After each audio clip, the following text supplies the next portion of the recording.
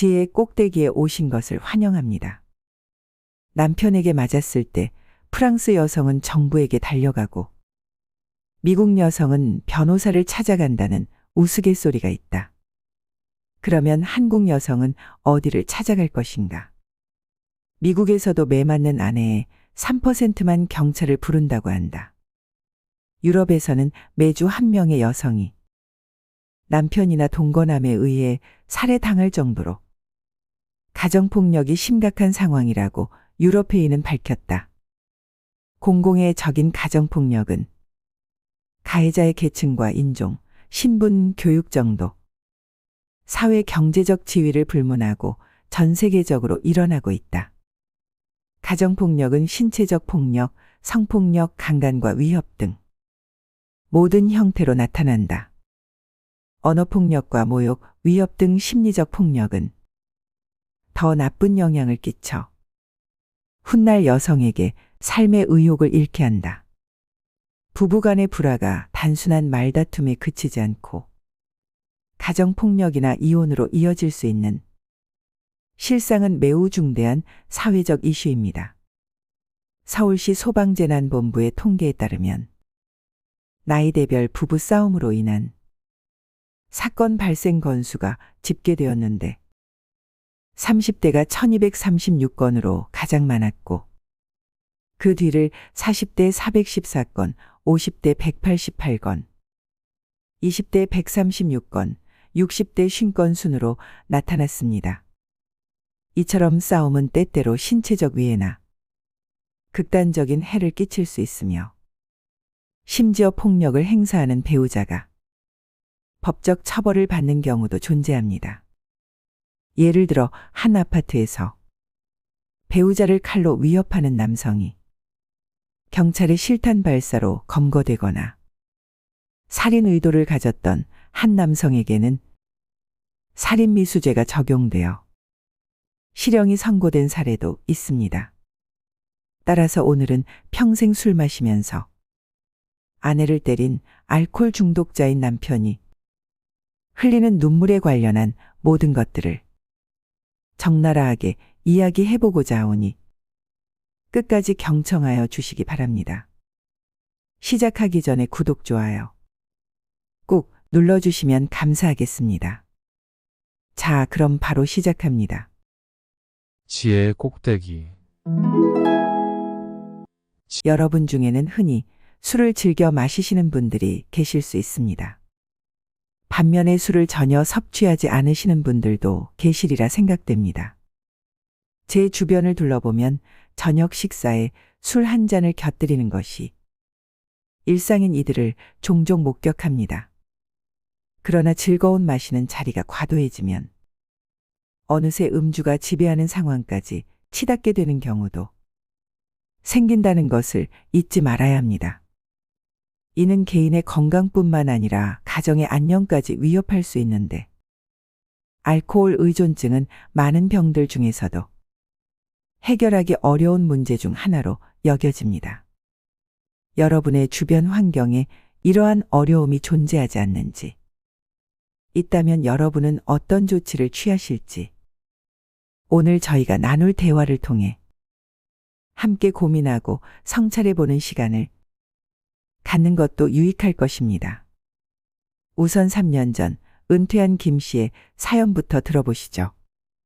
제가 여러분께 들려드릴 이야기는 이번 생에서 가장 참담했던 기억들과 제 삶을 바꾼 기적 같은 사건에 관한 것입니다. 평생을 술과 함께 했습니다. 술은 저희 충실한 동반자였죠. 고된 하루 일과를 마치고 돌아오면 저를 기다리는 건 따뜻한 가정의 품이 아니라 차가운 술병의 입술이었습니다.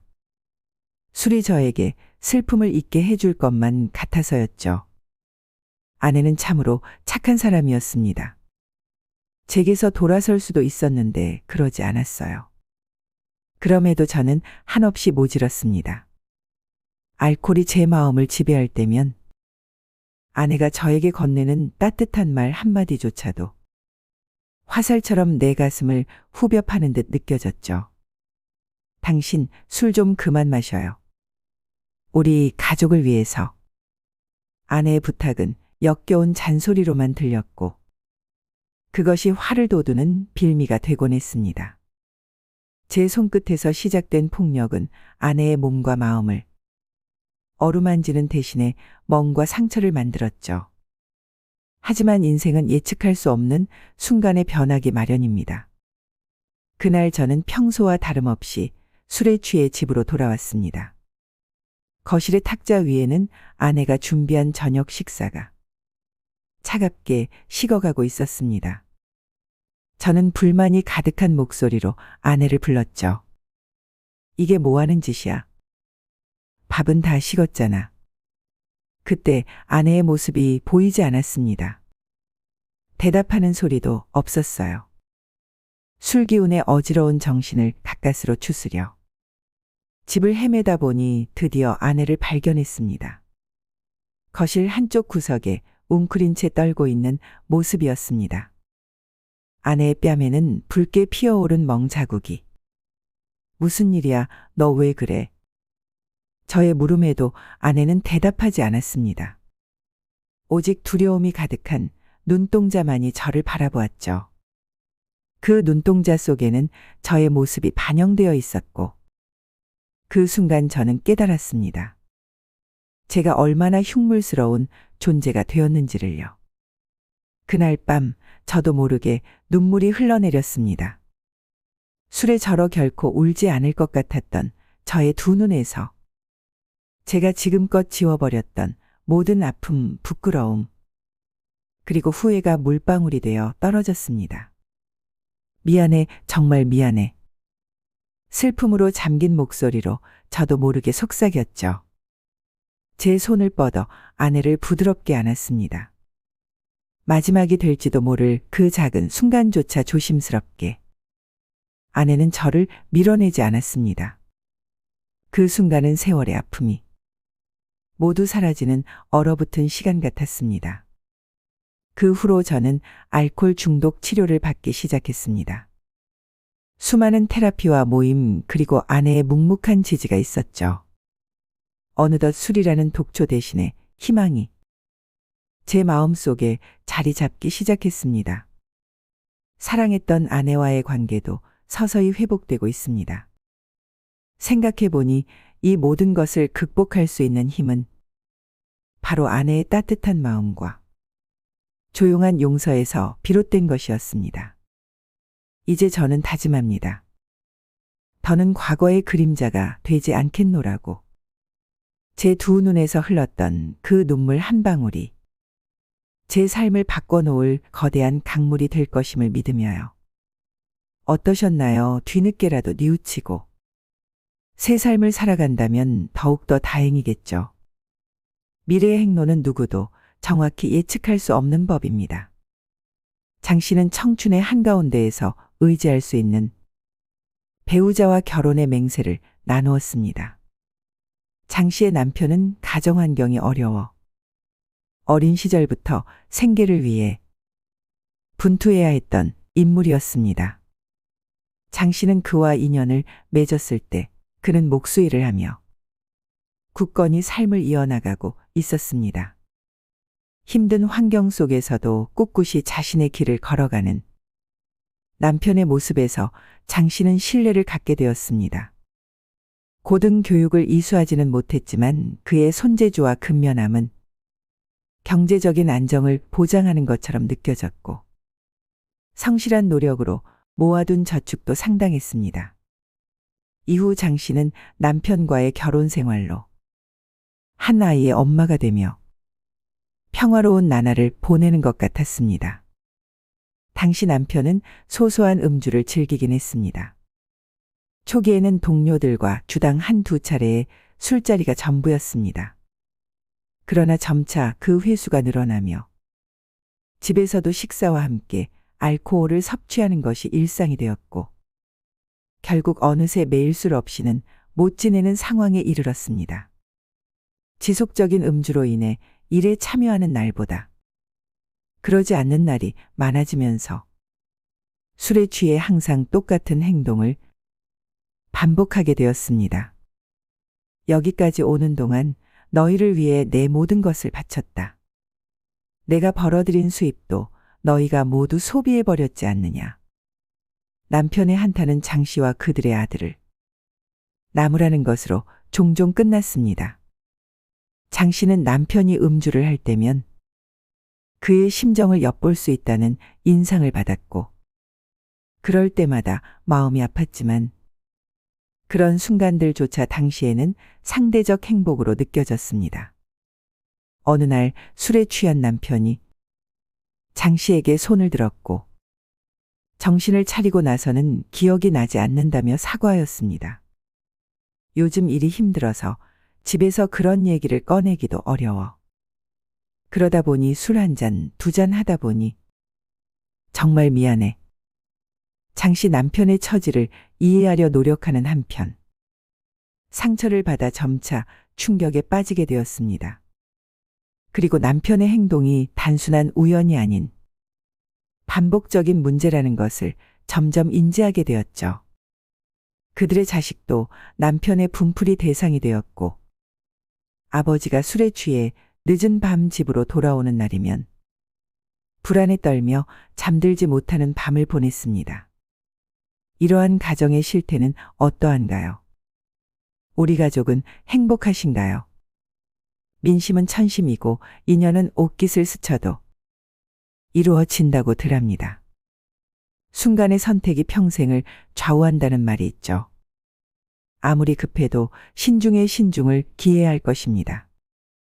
여성 쉼터 조사에 의하면 남편의 첫 구타가 시작된 시기는 신혼 초 63%, 결혼 후 1에서 2년이 25%로 나타났다. 대부분 결혼 초부터 시작해 결혼 생활 내내 계속되는 가정폭력의 원인으로는 의처증이 18%로 가장 많았고 성격장애, 술, 경제 문제 등이 그 뒤를 이었다. 경우에 따라 결혼 전 교제, 연애 시절부터 손찌검을 하는 사례도 있었다. 있으나 마나한 가정폭력 방지법을 향후 영국이나 미국 수준으로 개정해야 한다. 가정폭력을 습관적으로 일삼는 남편은 사랑하기 때문에 당신을 때린다는 이유를 대고 눈물을 흘리며 2번 다시 안 때리겠다고 후회하고 나선 변한 것처럼 다정다감하고 친절하게 배려하는 행세를 하는데, 그 쇼에 속아 넘어가지 않으려면 2번 다시 안 때리겠다는 거짓말을 절대 믿지 말 것. 자녀를 위해 고통스러운 삶을 참고 견디면서 굴욕적인 삶을 살지라도 남편은 쉽게 바뀌지 않는다. 오히려 아내의 묵인이 폭력 남편을 괴물로 만들 수 있다. 있으나 마나한 가정폭력 방지법의 실효성을 더 강화해야 한다. 욕구 불만, 적개심, 공격성, 스트레스를 건전하게 표현할 줄 모르는 폭력 남편은 치료 대상이며 폭력은 범죄 행위이므로 처벌 대상이라는 점을 인식해야 한다. 영국에서는 아내를 구타한 폭력 남편의 이름을 정부기관에 등록하고 주위 사람들에게 공개하고 있으며 각종 불이익을 받게 된다.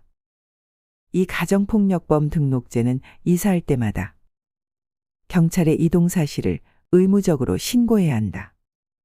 분노에 찬 녹이, 화, 스트레스를 다스리는 방법을 몰라서 여성들에게 폭력을 행사한다는 심리학 이론대로 공격성, 화 다스리기, 갈등과 스트레스 관리하기의 훈련도 필요하다. 이를 위해 학교를 설치 운영하자. 의무적으로, 정기적으로 직장에서, 지역사회에서, 교회 등 종교기관에서, 사회유관단체에서, 전문가와 관련 기관 간의 유기적인 협력 체제를 통해 운영하면 가정폭력을 예방, 치료하는 효과가 있을 것으로 기대된다. 상습적인 가정폭력 남편은 범죄 행위자이므로 엄한 처벌을 받아야 하고 동시에 치료가 병행되어야 하며 예방 노력도 필요할 것이다. 끝까지 경청하여 주셔서 감사합니다. 구독과 좋아요는 영상 제작에 큰 힘이 됩니다. 감사합니다.